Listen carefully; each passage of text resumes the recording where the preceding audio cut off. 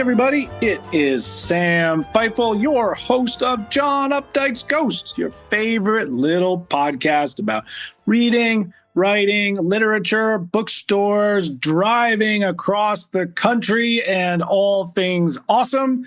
I'm joined here, as always, by my sister, the co-owner of the bookshop of Beverly Farms, and all-around summer camper, Hannah Harlow. How are you doing today, Hannah?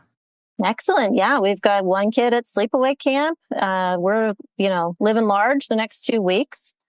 And you're just back from your road trip. So tell us the quick rundown. Yeah, well, you dropped your child off at camp for 2 weeks. I have dropped my child off in Boulder, Colorado for a 5-year PhD in philosophy program. So very similar. Very similar. Very similar. And you drove to Squam Lake while I drove all the way to Boulder. So also very similar. There are lakes around Boulder. So sure. Not that different, really. I think we just had the same experiences. Yeah, definitely. Yeah. But it was great. I saw Niagara Falls for the first time. Very impressive Cool. waterfall. Can't say I recommend the experience. Which is one of the most weirdly touristy places I've ever been. Like, it was so funny because, Chris and Ruby were like, oh my God, this place is so touristy. And I'm like, well, yeah, it's one of the biggest tourist destinations in the world. And yet it was actually ridiculously touristy to the point where it's hard to enjoy. So, but you're only on the New York side, right? You didn't go to the Canada side. Right. But I heard the Canada side is even more ridiculously touristy. Oh, wow. Mob scene. That's hard to believe. Friend of mine who was there. Reputations. Yeah. A friend of mine who was there this summer said it was like Times Square busy. So. Wow. Okay. But then you went to other national landmarks. Yeah. Well, I think also the Canada side is super busy because the Canadians are not coming to the United States. So they're like making use of their own little tourist spots too. Yeah. But yeah, we also saw the Badlands National Park. Awesome. Very cool. I've never been there. Badlands. It's great because it's super awesome and you've never seen anything like it, but also you can do it in half a day and not feel like you missed anything because it's really just like this barren wasteland that you can't really do much in. That's great. Drive around and look at it. And then we went to Mount Rushmore, which is the second time being to Mount Rushmore. And against your daughter's will, I think. No, she wanted to go. And both Kristen and Ruby agreed with me when we got done with it that you have to see Mount Rushmore. Like, you just can't really appreciate it via pictures. It is an impressive thing. It's cool to learn about. And then we went over to Crazy Horse National Monument. Crazy Horse Memorial. It's not a national monument. It's owned by the Lakota tribe. Unfortunately, the clouds had come in and you could not actually see Crazy Horse, despite the fact that it is this giant, massive statue. Kind of a bummer. The fog was so dense you could not see the statue. So I saw your pictures, which were like the base of the monument. Yeah, no, it's terrible. We saw this cool, musical performance by some Lakota people and, learned quite a bit, but did not see anything. Okay. And then we drove to Boulder from there, and it was amazing. So about 40 total hours of driving. Not that bad. The Boulder bookstore looks lovely. Boulder bookstore is awesome. I remember it being awesome. And that Pearl Street area of Boulder has like 4 bookstores. New, and all kinds of stuff. So okay. Boulder is a very healthy, book-loving town, from what I can tell. They actually still have a physical record store that you can go into that is very large. And there were a lot of concert posters tacked up. So it seems like they still have a strong appreciation for physical media there, despite the fact that half the town is owned by Google. Hey, awesome. All right. Yeah. Glad to hear it. We're going to do a little something different today. Yes. We've done this before with various awards lists, but the Booker Prize long list was just released. So we thought we'd kind of run through the titles, which we just always find sort of fun and interesting. Yeah. Also, I've been driving all week, so I really don't have any books to talk about. That's just a total coincidence with the Booker Prize list. Yeah. And it's also coincidence that I don't know what I've been doing for the past 2 weeks, but apparently haven't actually finished any books. That I seem to have started 8. So maybe next time you're going to get a whole load of things from us. Right. For people who don't know what the Booker Prize is and why we would care about it, tell people what the Booker Prize is and why we would care about it, Hannah, a person who has been in the books pretty much longer than me. Yeah, I don't know if I'm going to get this exactly right. I wasn't prepped for that question in particular, but so the Booker Prize is it's British, but it's historically been the Commonwealth countries, like authors and books published by the British Commonwealth. They have opened it up in the past couple of years to include some American authors. So you'll start to see that seeping in. I don't really know fully, what they're like, if they have a limit or whatnot. But I think as we look at this list, we'll sort of get a sense of where people are from and what, where the books are from. Yeah. And you do have to submit to it. This year's selections were taken from 153 submissions. And those are from publishers. From publishers, yeah. Yes. Although I suppose you could just submit your own book if you wanted to. I don't know how that works. I don't know that you could actually. No, it has to be from a publisher? I think so. I think that's probably a rule that, yeah. Oh, well, it says that it celebrates the best works of long-form fiction by writers of any nationality written in English and published in the UK and or Ireland between the 1st of October in 2024 and 30th of September in 2025. So they don't have to be from the UK or Ireland, but they do have to be published there by a publisher. Right. So that's been an evolving thing because for a long time, Americans couldn't win. Right. But now anybody can, apparently, if they're published there. If they're published there. So we're going to see as we go through the list that there are some books that are published in the UK and Ireland that are not published in the United States. True. There are a couple books here that are not currently available. If these books make it to the short list, we might see that. They might suddenly get a publication date here. Someone might pick it up, but a couple of these right now don't have US publications scheduled. Well, so the long list is 13 books. Do you know which ones are not available? And we can not talk about them right now. Sure. Let's see. The first one on my list that's not available in the United States is called Seascraper by Benjamin Wood. And I find this a little bit interesting because it's his fifth novel. And this book in particular is about a man on a beach who, I think small town, I think it's the 1960s, and he runs into a woman from Hollywood. So there is a tiny American storyline to it, which sometimes means we're going to be interested here, but apparently not this time. So whatever. No. The next book on the list does not have a publication date here is The Rest of Our Lives by Ben Markovitz. But I've heard that didn't get published here. I wonder. Okay, so listen to this. This guy, he grew up in Texas. He studied at Yale and the University of Oxford. He's now a professor in London. He was a professional basketball player in Germany for a little while. Oh. Yeah. And now this is his, I think, 12th novel. Yeah. And I wonder why it didn't get a U.S. publication date. Maybe just coming later or something? I could have missed it, but I didn't see it. And this book is about a road trip through the United States from Pittsburgh to California. Huh. I know. Weird. I found that interesting. And I guess that might be it, actually. Just those two. Those are the only two? I think so. Man, I can't find... Did he change his name or something? Who, Ben Markovitz? Yeah. Why?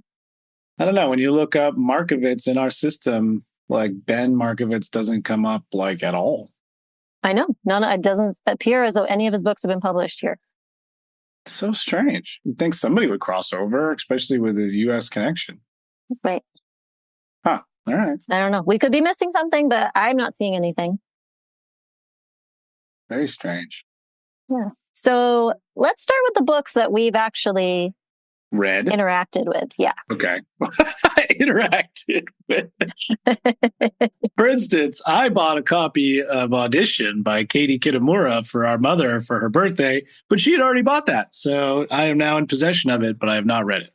Okay. Well, I read it. Oh, good. So I'm glad someone did. You know what? I read it a long time ago at this point. I had the ARC. And I hadn't read her, but I knew of her because she had written a book called Intimacies that was one of the New York Times 10 best books of the year in 2021. Yeah, that was a big book. Yeah. And I'd always heard good things. So I was like, I'm going to read this next book I think is going to be big. She seems like a big deal. And I didn't talk about it on this podcast but I honestly don't know how to talk about it. But it's very slim. It's so weird. Like, it's not much of a book. It was slim. And I thought, I'll just knock this out. And then it took me a long time because it was so confusing. I had no clue what was happening at any point in the book. I mean, it was like there was a woman. She was having lunch with a young man who was maybe her son, but maybe not her son. And they were involved in the theater. And then halfway through the book, just as you're starting to think, like, I think she's married to this guy and they have this relationship. And then there's this son. Then it changes halfway through and the son is no longer the son. He is now her intern. I'm not actually sure. I don't even totally remember, but I was like, what is happening? At any given point in that book, I could not tell you what it was about or what was happening or why. But it seems to be about the roles we play in our life. Like we're auditioning for our friends and families at all times, basically. I guess. And that we play different roles at different times. Oh, wow. That is deep. That's true, though.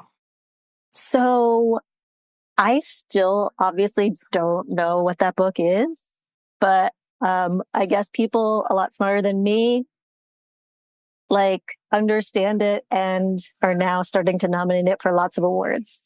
Well, I don't think they're smarter than you, but perhaps they, found something to appreciate in the prose that you just didn't resonate with. I guess. I don't know what to tell you. I'm like really looking forward to you reading it and explaining it to me. All right. Now I need to read it. It's in my bag. I will read it. Okay. You did read Endling. I did read Endling by Maria Reva. You can hear about it in episode 94, I think, of John Updike's Ghost. We talk about it. It's a weird book about the Ukrainian wives industry interacting with the Russian invasion of the Ukraine, interacting with the weird publishing world and how you get a book published and what happens when you have a book accepted that doesn't turn out quite the way that you thought you were going to write it. Very meta, very multiple levels. Was there farming involved? I can't remember. No, it's about the main character is she's a botanist who cares about snails. So biologist who cares about snails. Yes. Okay. She's trying to make sure that snails don't go extinct, but they just keep going extinct on her, and there's really nothing she can do about it. So it's a little bit of a climate change novel. And Endling, I think, is like the last of a species. And so, there's multiple sort of metaphors working there for the Endling. Is Ukraine about to be exterminated? These brides that are being sold to men from the West are, kind of ending their Ukrainian lines and moving to the United States. She is a Ukrainian expat, so she clearly feels a lot of guilt for the fact that she escaped Ukraine and some of her friends and family are getting bombed in their apartments. I think it's an important book. I get why you would nominate it for prizes. I don't think it's particularly entertaining necessarily. I wouldn't necessarily say read it for pleasure, but I do think it's really ambitious and smart. And, I didn't hate it or anything. It's just a weird book. You can tell that some of it was driven by circumstance and not what she originally set out to do, but doesn't, I think that's kind of cool. Well, I feel somewhat similarly to Flashlight by Susan Choi. So I'm about halfway through this book right now. So that's another book. What do I know by list. Susan Choi? She's written some stuff. She wrote a book called Trust Exercise that won the National Book Award. Oh, well, there you go. Yes. So this came out in June. And so I started it, and it's fairly long. I feel like I'm actually listening to it, and I feel like I've been listening to it for a while. Mm-hmm. And for the first quarter, I was like, wow, this is amazing. Just the prose was really speaking to me. It just felt, you just felt like you were in good hands. And it's sort of about the three main characters are Anne and Cirque, who get married and have a daughter, Louisa. And you kind of get their different perspectives. It's all third person, but kind of switches back and forth. And Cirque is of Korean descent, but born and raised in Japan, and sort of immigrates to the United States in the late 60s. Okay. And Anne was living in the United States and kind of meets Cirque, and they get married and they move to the Midwest for his job, and they have Louisa. So Louisa is kind of 8, 9, 10 for like at least the first half of the book. And she's this precocious young girl who, you learn pretty early on, she experiences this traumatic event where she and her dad are on the beach kind of at night, and something happens and the dad disappears and she awakes kind of in the surf. Like they slipped and fell. She hit her head and passed out. He got like swept out to sea potentially. Like no one really knows. Seems and then bad. you're jumping around in time. So then you go back in time and kind of get their early days of her life. But you get the two adult backgrounds. So like the stuff about Cirque and Japan is like super interesting. His family, so they're, his parents had come from Korea, and they end up repatriating to North Korea after the war. North Korea? So, yeah. Oh. So he has like 4 siblings, and the one just below him in age, they stay in Japan. They're like, we don't want to go. Like, this all seems kind of shady. We don't know what's going on. So I think the North Korea part hasn't really fully like presented itself. So I think that's going to be an interesting part of the second half of the book.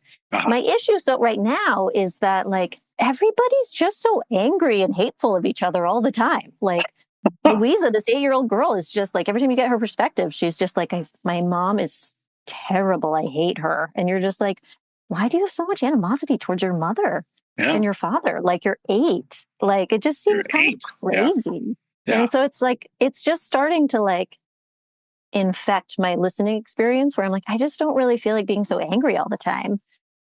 So I find that just like, I don't know where that's going. It's interesting. I read, I think I have memory of reading it, My Education from 2014, which is her book. Oh, I don't know that one. It's like it's a campus novel. It's about a girl, woman who is taking classes from this well-known sexual predator kind of professor. Oh, yeah. And, there's warnings about him in the bathroom and that kind of thing. Mm-hmm. But she sort of develops a crush on him anyway. And, okay. I liked it. It was, I can't remember why I read it. Maybe mom had it lying around camp or something. She did. Yeah. So my other thing with the book is I'm starting to find it unbelievable. Like it's not believable to me that Anne and Cirque both have secret families they haven't told each other about. Like I'm not really giving anything away here. And I'm just like, it's just like a little too much that they both have secret, like they're married. They've now been married for like 15 years. And they both still have secret families? Yeah. Yeah, and they're both in touch with their secret families secretly. And you're like, really? Yeah, I don't know. Secret keeping nowadays is pretty hard. So yeah, it's, in the book, it's the 70s. Oh, okay. It's happening, so it's easier, right? A little bit easier, yeah. But it's still just like, it'd be easier to believe if one of them had a secret family. Double dip in there. That's all right. Okay, well, you can kind of see that's nominated, though. But like I said, it's ambitious. Yeah, like, Japan, Korea have a lot of history that hasn't really been explored that much, and that part's super interesting. Yeah. Okay. Yeah. All right. Okay. I am mostly out of books now that I know anything about. Yes.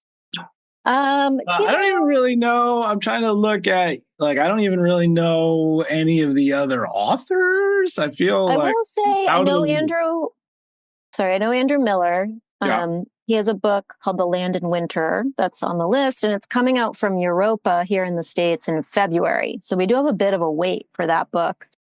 But this is Andrew Miller's 10th novel, and I haven't actually read him before, but I do know him because when I worked at Harcourt way back in the early 2000s, we published his book, The Optimists, in 2005. Huh, okay. And I just, I just feel like every book he publishes, I hear he's so great. He's kind of the leading novelist in the UK, and I have yet to read him. But this book is about the winter of 1962 in England, which was the coldest on record. And then there's this blizzard. And so it's about two neighboring families, and I think they're out in the countryside, and this blizzard happens, and I think something happens. Okay. Yeah, it brings the two families together. So that's that one. I like cold. That's good. Okay. Yeah. The other... What do you got? So the other one that sort of struck me is this book, Love Forms by Claire Adam. Oh, yeah. This is her second novel. And, the first won a lot of prizes. So I was kind of reading through the list, and I was reading about this book, and it was talking about the first book, which was published by the Sarah Jessica Parker imprint at Hogarth, which is a imprint of Penguin, I believe. And now she has a second book. And so I was reading about this, and then I went to see who the judges were. And one of the judges is Sarah Jessica Parker. Wait, how is she a judge for the Booker Prize? I don't know. I'm shocked by that. Well, she's a very bookish person. And I'm sure they thought it's great to have a high profile person to help bring attention to the list. She has an imprint still. It's not with Hogarth anymore, I don't think. But anyway, then I did find an article that said they all knew she had presented this conflict of interest, and they all addressed it. And so everybody's on board with what happened, and it's not actually a conflict of interest. But I definitely noticed it. She has that first book. Her production company has it in development. So she is obviously a very well-known fan of Claire Adam. But this is the second book, which the quote says reads like a Claire Keegan novel expanded by Elizabeth Strout, was the quote I wrote down about it, which I thought made it sound pretty darn good. All right. Yeah, that sounds good. Was Golden Child the other one that you read? Yeah. Yeah. So, I mean, a lot of them, to be honest, sound like quiet family dramas. I noticed a few of them are quite short. Universality by Natasha Brown clocks in at 176 pages. Wow. And that one, quote, focuses on words, what we say, how we say it, and what we really mean. Okay. Which also reminded me of another book on the list called Misinterpretation by Lydia Joga. Yeah. And that was explained as a nuanced exploration of communication failures. So I feel like there was this emphasis on language and words, and which made a lot of sense to me, I guess. Yeah. No, I mean, I think, there is this, I think there's a continuing focus on explorations of sort of non-Western identities in Western literature. It seems like there's, even, and I don't even just mean like non-white, but, like poor populations in the South, or, just sort of, it was something I was thinking about quite a lot when we were driving across country, like when you're in Nowhereville, South Dakota, or Nowhereville, Wyoming. And like you drive past this ranch, and they have this massive house, but there's nothing for 100 miles in any direction. And you just think like, what is it like to grow up as a kid on that ranch where there's no way there's any friends around? School seems like it's got to be an hour away on the bus if you go at all. And, you get some like stories of the Old West or whatever, but it's pretty rare that you get even, you get small town America, but it's always this like cliche kind of Smallville sort of quaint sort of place. You don't get a lot of stories about middle America, loneliness, we went through a town that said population 48. You just don't get a lot of stories of like, what's it like to grow up in a town of 48 people if you do, Right. But I also think the language thing, like the way, language has become this sort of weapon, right? These days where it can be misinterpreted. We can just tell lies on the internet. How do you know what's the truth? Right? You can just make meaning out of words that don't have any truth to them. I don't know. So I think that. Yeah, no, I mean, the whole post-structural criticism of, now we've gotten so meta that no meaning has any meaning. We're in the post-meaning era. There we go. Thank you. That's you can just say better. Anything is anything, and yep. Every interpretation is valid because look at me, I'm being a postmodernist.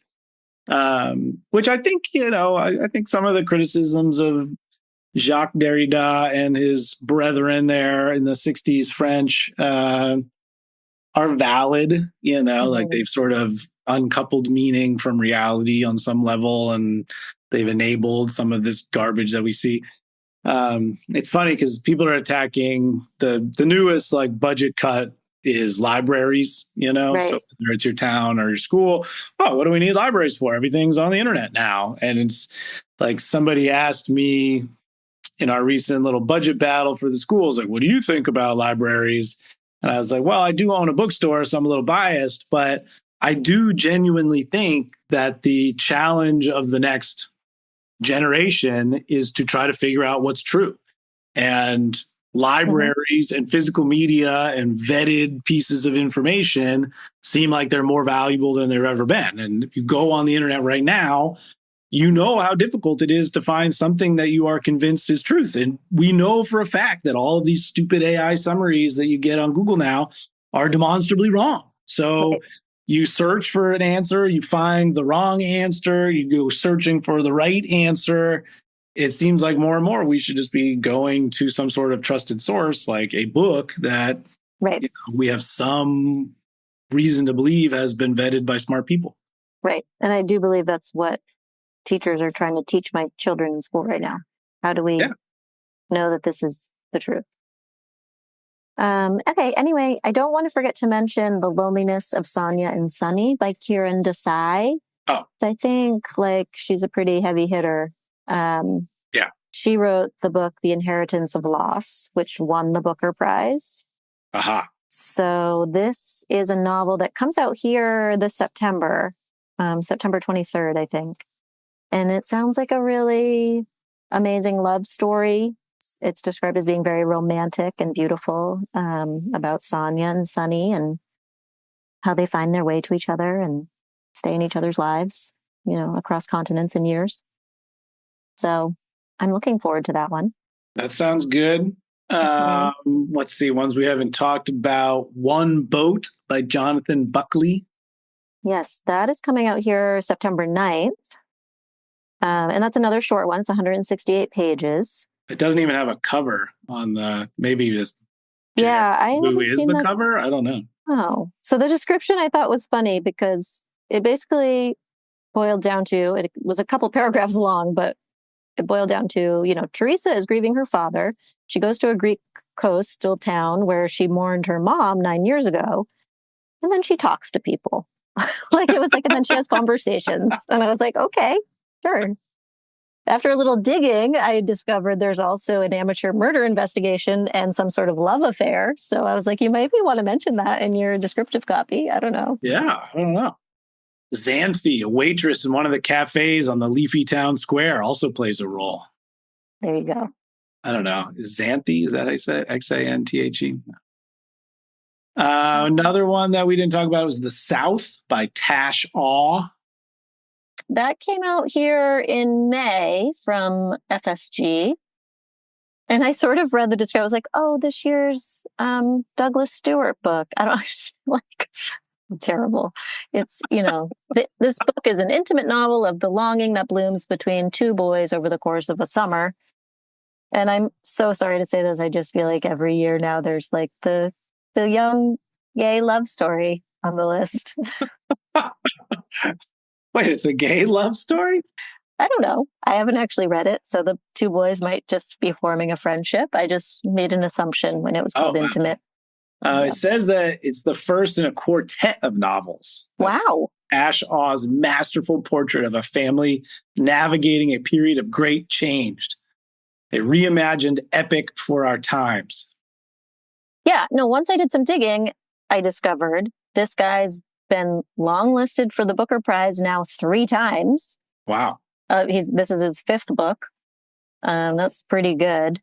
He was born in Taiwan. It says raised in Malaysia and educated in England. I think I saw somewhere people call, maybe more than one person, not sure, maybe just one person called him the Malaysian Graham Greene. Oh. Yeah.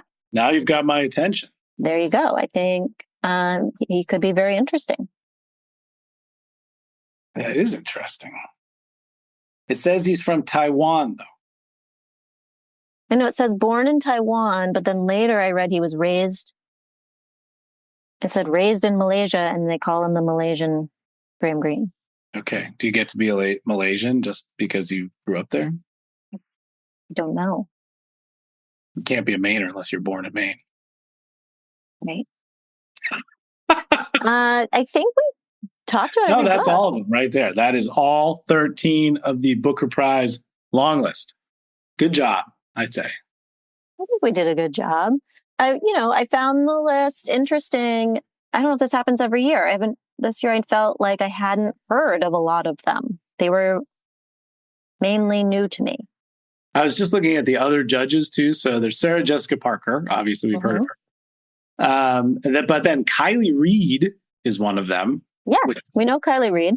Yeah, that's pretty big time for her. I feel like she's still somewhat of a young author. Yeah. Roddy Doyle, which is pretty cool. I like Roddy Doyle. We like Roddy Doyle. He's big time. That dude's cool. And then Ayobami Adebayo, who is cool. It said she was the Booker long list author for A Spell of Good Things in 2023. Yeah. And then some guy named Chris Power, who I've never heard of. Yeah, I don't know Chris Power. It seems who the hell is Chris Power? I think he's a British book critic. That would make sense. Yeah. He probably writes for The Independent or something. But I thought that's a pretty good list of judges. I don't know. It's interesting. Yeah. That makes me more interested in the Booker Prize. I think it's interesting that 2 are American. Yeah, I thought that was strange, but Yeah. It's one of my favorite parts about American fiction is the protagonist's participation in the National Book Awards and the judges and what they actually read and how they. I need to read that. Yeah, they're just totally half-assing so much of it. Well, I think we talk about these awards. I think I'm interested in the Booker because I think every year I am intrigued and generally like what they pick. Right? Yeah, I feel like of all the prize lists, the Booker seems to be the one where I, am interested to read the most of the long list. I think they've done a really good job in their consistency. Right. Yeah. It's a type of novel gets awarded the Booker Prize, and just about every time I'm like, oh yeah, that's definitely a good novel. It's not something, that seems like they're just trying to make a statement or something like it always is. Did my Irish book win the Booker Prize? It did, right? What was your Irish book? The one that I love so much by Paul, what's his face? Oh yeah, Prophet Song. Yeah, Prophet Song. I think that won the Booker Prize, didn't it? I think it did too, 2 years ago. Last year was Orbital. Oh yeah. By Samantha Harvey. Which I haven't read yet. We own that. I got to read that too. I also haven't read it. We've had a couple booksellers in the store have read it and they all love it. All right. Yeah, I got to get that read. All right. So next week we will return to normal books. We have a audiobook that I listened to. I guess we listened to most of it. The tease will be, we have 40 hours on this trip. We were like, oh, we'll read at least one audiobook. Why not? We have so much time to kill. We had 6 hours left in the trip, and there was 5 hours left in the book. And we all agreed there was no way we wanted to spend our last 5 hours in the car with that book. So we were like, let's just, we know how it ends. We are not going to. It was abandoned. It was abandoned. And it was the whole, it was like, all of us, we like basically told each other what the end of the book was definitely going to be. And so we did not need to. Was there agreement? Oh yeah. We were all like, okay, this is going to happen. Everybody's like, yup. And then this is going to happen. And then, yup, this is going to happen. The end. And it's just not a book that had a lot of, I don't know. I'm not going to tell anybody what it is. You'll just have to wait till next time. Episode. Exactly. Anyway, I also have a Steely Dan book that I want to tell people about. But that is also for next time. So. Okay. I had a lot of like coincidences going on for this whole trip. Like, everybody I met was like, had some connection or whatever. And so I'm in Boulder and I'm having this conversation with the guy I work with, and we're talking about Steely Dan. And then I go to the Boulder bookshop and boom, there's a book on Steely Dan right there that I've never seen before. Weird. And I was like, how do I not know this book? It's new. It actually doesn't come out till August 12th, so I have no idea how the Boulder Bookstore already had it out. But it's a re-release in 2025 from an original printing in 1994. The Steely Dan book. Yeah, Steely Dan book. Okay. Sorry, I got confused about the audio. I was suddenly thinking of the audiobook, which I know the title of. So I was like, wait, because that book comes out in August too. That's crazy. No. Okay, that's crazy. Okay. Also, sale week is starting now, so you'll have missed it. Sorry. By the time this comes out, there might be 2 days left in sale week. But if they're, no, it's been coming out on Thursdays pretty good lately. Okay, right. You can catch the weekend, which is also Massachusetts sales tax holiday. Right. Does that apply online? Anna doesn't know. I also don't know. It doesn't really apply. You have to come into the store. Too bad, so sad. Last year we said you had to come into the store. This year I was trying to figure out a way to make it happen with the sale online. The sales tax online will be no problem. No sales tax this weekend. No sales tax on the weekend. I was thinking about maybe giving free shipping instead of sale on books. It just gets free hard, shipping could be a lot of money. No, don't do that. Shipping's expensive. Don't do that. No. If you pay by credit card, I can mark it down. If you use PayPal, it just really becomes a pain in the butt. Yeah. Let's just say that people need to come into the store to get the special sale week offerings, but you will not have to pay the Massachusetts sales tax if you buy books on Saturday and Sunday. Oh, I could come up with a promo code. Anyway, you can look online if you want to see if I came up with a promo code, but you should give us a call or come to the store. Bookshop at BeverlyFarms.com, which is also where you can find, if you don't know, yes, you can listen to this podcast on all your favorite streaming services, but you can also go to our website and you see all the books that we talk about. You can click through to them and buy them or learn more about them or whatever you want to do. That'll include this whole Booker long list. There will be an amazing list of books that you can just click right through. Beep, beep, beep. It'll be awesome. Sounds great. I would do that. If I were listening to this. If I was listening, 100%. And then I would write us a 5-star review. Yes, that's right. We know that there's some of you listening because we can see the stats. There's at least 100 of you. And so there's only like 7 reviews on Spotify. So, 93 of you need to get your act together. I know you guys are all going to get on that. We thank you very much for listening and rating us 5 stars. And we'll see you next time. We'll see you next time. John Updike's Ghost.